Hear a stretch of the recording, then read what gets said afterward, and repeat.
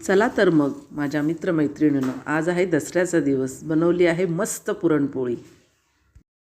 प्रथम एका कुकरमध्ये 1 वाटी डाळ शिजवून घ्यायची आहे. त्यात थोडं तेल टाकायचं आहे जेणेकरून उतू जाऊ नये. त्यानंतर थोडी हळद टाकून झाकण लावून 6 शिट्ट्या करून घ्या. एक्स्ट्रा पाणी कटासाठी बाजूला करून डाळ चांगली रवीने मॅश करून घ्या. त्यानंतर कढईमध्ये ती डाळ घेऊन त्याच्यामध्ये चांगलं भाजून 1 वाटी गूळ टाका.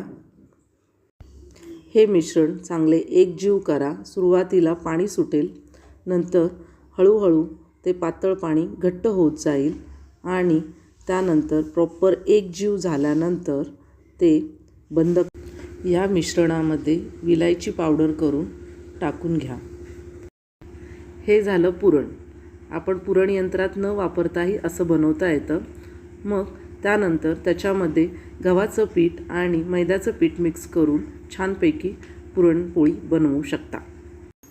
अशा अजून युनिक रेसिपीसाठी फॉलो आणि सबस्क्राईब करा.